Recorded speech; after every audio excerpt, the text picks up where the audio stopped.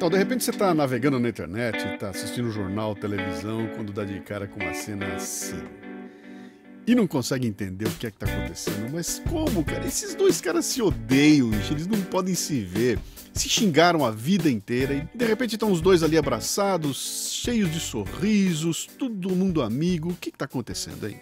É o choque de duas éticas. A ética universal e a ética dos negócios. Eu estou, na verdade, aqui falando de duas éticas, as famosas duas éticas do Max Weber, que um dia disse assim, olha, a ética da convicção do homem comum é a primeira delas. Quando você atua segundo um conjunto de valores e crenças que consolida ao longo da sua vida. O seu parâmetro de conduta são os princípios e ideais. E tem a outra ética, que é a ética da responsabilidade do homem público. Pensar também no resultado de nossas ações. O padrão de conduta é situações concretas e impactos. O que o Max Weber quis dizer aí? Olha aqui, ó, se eu sou um cara independente, se eu sou o Luciano Pires aqui, como indivíduo eu posso tomar a decisão que eu quiser baseada nos meus valores, nas minhas convicções. A forma como eu fui criado, o que eu aprendi desde que eu era criança. Isso define as escolhas que eu faço ao longo da vida. Mas quando eu passo a fazer parte de um conjunto de pessoas, um conjunto de indivíduos dentro de uma organização, ou especialmente no serviço público, na hora de tomar minhas escolhas e decisões, eu não posso mais considerar somente meus valores e convicções. Eu tenho que pensar na consequência que os meus atos vão ter em relação à sociedade que eu vivo, em relação à empresa a qual eu entrei, em relação aos compromissos que eu assumi.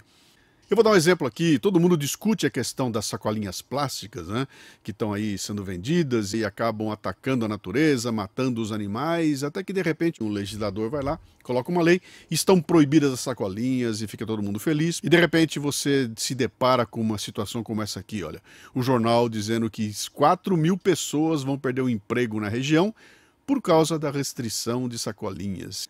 Você entendeu como é que é? Como indivíduo independente, eu sou contra que essas sacolinhas ataquem o meio ambiente. Mas na hora que eu sou um legislador e vou tomar uma decisão, ou do executivo, e vou tomar uma decisão de proibir que essas sacolinhas sejam vendidas, eu não posso mais pensar só com a minha convicção de indivíduo, eu tenho que pensar também quais serão as consequências dessa proibição na região onde eu atuo. O que vai acontecer com aqueles 4.000 pais e mães e família que vão perder o emprego por causa da proibição das sacolinhas?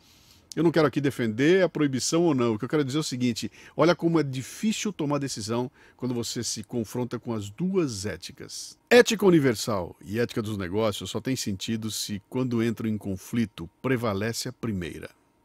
Bom, é para discutir essas questões que eu quero apresentar uma nova palestra chamada Liderança e Transformação no Serviço Público.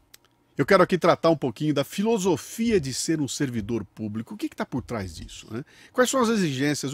Que tipo de contrato eu fiz quando eu adotei essa ideia de que eu vou trabalhar no serviço público? Eu vou trabalhar para ser um servidor, está até no termo, né? Um servidor público. Em que posição isso me coloca na sociedade? Olha só, o mundo está cheio de contradições, para todo lado que a gente olha as coisas estão mudando. Eu vou precisar de ter a visão para poder escolher o caminho correto no meio de um ambiente volátil. Eu vou ter que ter entendimento para poder olhar para as incertezas e compreender o que está acontecendo e tomar minhas decisões. Eu vou ter que ter clareza para, no meio daquele ambiente complexo, poder fazer as minhas escolhas. E, principalmente, vou ter que ter agilidade para poder mudar, para poder adotar um novo caminho, para poder fazer novas escolhas quando eu perceber que a situação e o contexto mudou. Eu quero nessa palestra apresentar uma pequena fórmula chamada M igual a C menos D, onde o M é a mudança, o C é a crise e o D é a dor da nova solução. A crise menos a dor da solução é igual a mudança. E aí tem uma coisa interessante, olha só. Somente quando o nível da crise for maior do que a dor percebida pela nova solução é que a mudança vai ocorrer. Eu quero a liderança de alguém que puxa para si a responsabilidade de provocar mudanças. Qual é o papel que essa pessoa tem? É deixar muito claro que, se não houver uma mudança, a crise vai aumentar de tamanho e pode chegar no momento que a gente não consegue mais voltar atrás. Isso é discutir liderança, isso é discutir mudança. E nesse contexto eu quero colocar a questão da moral e da ética. Durante muito tempo o mundo foi assim, olha, era preto e branco, o errado e o certo e errado, pode, não pode. Era muito fácil a gente encontrar para que caminho seguir, porque havia parâmetros a seguir que eram muito claros, né? Mas o mundo vai mudando, as coisas vão se alterando ao longo do tempo e esse preto não é mais muito preto, o branco não é mais tão branco. Cria-se uma área cinza e é no meio dessa área cinza que eu vou ter que tomar as minhas decisões. Eu costumo dizer que quem está naquela área cinza está dentro de uma área que eu chamei de zona da indiferença. Essa área cinza é o lugar onde a pessoa está ali meio perdida. Eu não sei o que é certo, eu não sei o que é errado, eu não sei para que lado ir. As pessoas que estão comigo também não sabem, eu não tenho para quem perguntar, eu não tenho certeza de nada. Tem muita gente que quando se coloca numa situação como essa, simplesmente escolhe cruzar os braços e fingir que não é com ela. Tem um jeito da gente diminuir o tamanho dessa zona da indiferença. É aplicando sobre ela uma força.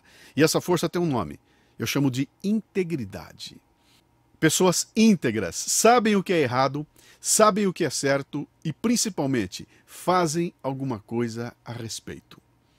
Essa é a discussão que eu proponho trazer nessa palestra Liderança e Transformação no Serviço Público, que faz parte de um projeto chamado Liderança Nutritiva, que eu estou desenvolvendo há bastante tempo e que dessa vez eu aplico especificamente para as pessoas que trabalham em todos os poderes, né? Judiciário, legislativo, executivo, e que tem como intenção arejar um pouco a mente, fazer uma série de provocações e tratar de um tema que é muito importante, que é a produtividade, a confiabilidade do serviço público.